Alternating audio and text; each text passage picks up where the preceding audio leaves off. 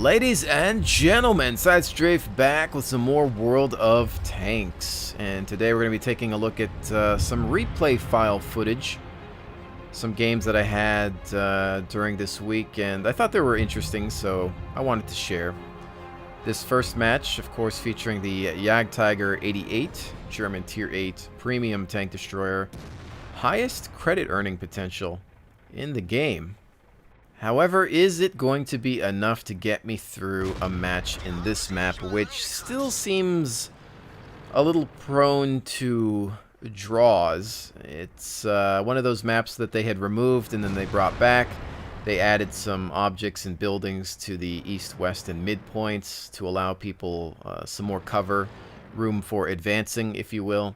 But more often than not, you end up with long-term camping, and speaking of that, it's pretty much what I'm doing in this match, and it's mostly because I had intended to move up the west side, and I saw that we were lacking tanks on the east, so I decided to stay back at base, use this hill to protect my lower glacis, as it is a weak point in this game, and I figured, well, if they get through the east, I'm going to wait till they come through the open and let them have it. I've got a great rate of fire. I can track and do damage over and over again if I have to. They do have a lot of housing cover on that side that they can get to, but if anything, I'm pretty well protected here. And the Jagdtiger 88 does get pretty nice tiering, so we're usually close to the top with it. And mobility isn't great, so it is nice to just find some cover like this and let people have it. Now, as you can see by looking at my team, we're not doing so hot, and I remember that this was a game played during one of my live streams, and of course everybody in the chat's already commenting on that. And you know, at this point I'm just thinking, well, let me at least get some damage in, let me try to take some of these fools out and see if by some miracle we can hold out for a decent amount of time. I've got some fantastic cover. I feel really safe behind this hill. They do have some artillery, but I've got that lower glacis covered up, which means it's going to be really tough for them to try to pen me. That upper hull's got some insanely thick armor. And again, the whole lower glacis thing is a World of Tanks feature. In real life, lower glacis would just be really thick and angled as well, so I'm not sure why they decided that that would be a good idea, but it is what it is, and we have to deal with it. Anyway, you can see that we've lost everything on the east, and I've decided to just turn my attention to destroying some of their cover. I figure that if I can remove some of those buildings, we can maybe get at that Hellcat, and I think they've got a couple others as well. And you know that he's in one of those spots where it's like, oh man, I don't feel good about this spot anymore, and my cover is being blown away, so we're just trying to work on him. He's got some speed if he wants to try to get out of there, but he's really vulnerable right now. Again, them leading any type of assault through that open area, that's going to result in some death. I can tell you that much, mostly because I've got another tank destroyer, a T-28, I think, next to me, helping me out. You can see there's a bounce from that Hellcat. You're going to have to try harder than that, buddy. There's 3 bounces total now. We finally take a hit. It's a crit to my gun, so I'm going to have to repair that because that could be a bad situation. So I go ahead and waste a kit on that and just continue to open fire. They had lit me up there for a little bit, but not really taking any major damage other than that gun. And the T-28 also focusing his attention there. But I'm also making some noise, knocking down some trees. A little worried about that artillery, but then again, I'm always worried about artillery. T-28. Got a nice gun if he can actually hit something. And we see this guy here who's going to be problematic. Worst thing that can happen, really. See, we got a lot of nice cover here. We're camoed up and everything, but that artillery starts letting us have it. And T-28, I think, was taking some fire. And everybody's just trying to shoot at us at this point, but it seems like a lot of them are hitting the ridge, or they're just flat out missing, whatever. And I'm focusing on this Hellcat. Where is he? There he is. Didn't really have a full silhouette, but my reticle had turned green, so I took the shot. And of course, once again, classic World of Tanks, the odds are against us. And It's one of those things where maybe I should have went to the east to help some of the people over there, but I had already committed to the west, and when you're in a slow tank in this game, if you've committed to a side, you just got to keep pushing it, because the amount of time it takes to return will cost you in the long run, because by the time you find adequate cover and a good firing solution, you might just be tracked and taken out in the process. So I decided to stay in this nice hull down position, and well, for me, it's been paying off. You know, when we look at the grand scheme of things, you know, you might think otherwise, but at this point, again, I'm just sitting here waiting for them to come to me. If they want to draw it out, if they want a full-on assault, whatever, I'm going to take somebody else with me. Here we have eyes on their T-28. Nice, big, bold target for us. Another hit from our T-28. And he's regretting his decision right about now. I can pretty much guarantee that. But now he's giving us some of that frontal armor, which is kind of difficult to get through. Thought I'd go for some blind shots, take a couple of guesses there, switch to something we can see, and of course, just needs one more shot. Always the case, isn't it? But I think he's put himself back behind that hill, and we wait. Now, we've got this Tiger 2 that's in the center somewhere, and I guess he's just trying to hold his own.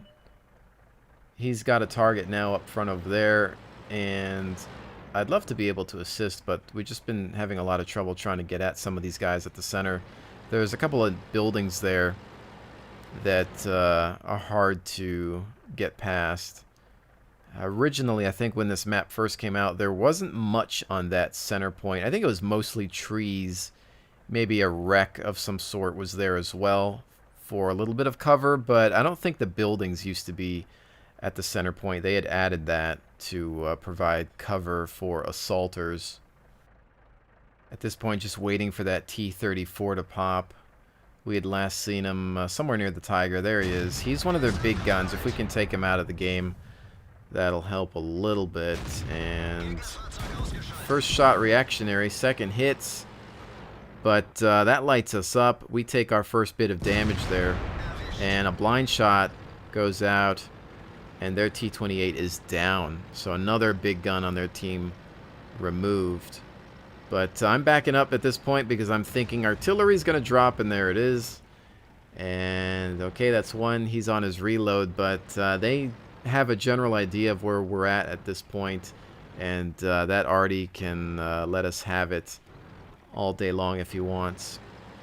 But we see another target out in the distance. I decide to change my location, as does the T-28.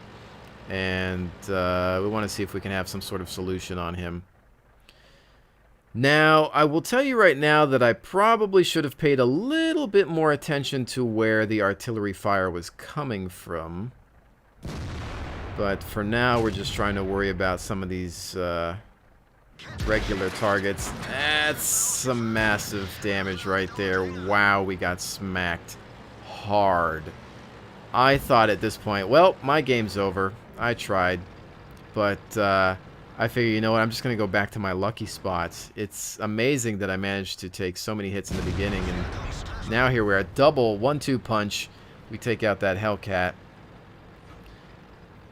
But yeah, no longer safe. There's a bounce. And I'm thinking, you know, I'm just going to get hit by Artie. This is why I keep moving around. You can see there's another drop right there. And so I was really paranoid at this point, and I'm thinking, well, let me just go chill here for now, stop my tank's movement a little bit, maybe camo back up if I can. I don't have a camo net, I just have the camouflage paint.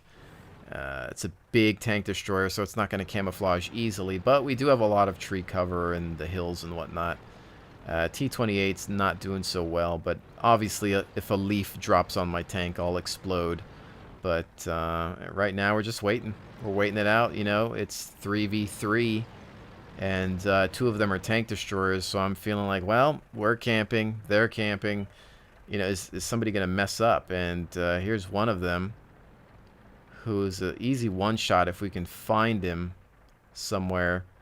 And, you know, just again, cover. I'm thinking about maybe shooting through. I saw him take out a bit of that cover. I shot through it, tried to go for the blind shot. Hellcat, boom, on the lead. We managed to grab him. He thought that that speed was going to save him, but wasn't fast enough. And then we've got our other target here. I don't really have the gun depression. T-28 takes him out. All we have left is artillery. Now, if only we were able to find that artillery piece, and I'll go ahead and spoil it for you now. We don't. This match does end up being a draw, and I don't necessarily want to make you watch us drive around the map for the rest of the replay, but you know, it's one of those things where in hindsight, one of us probably should have driven towards the east. Most likely the Tiger II would have been the best candidate for that action.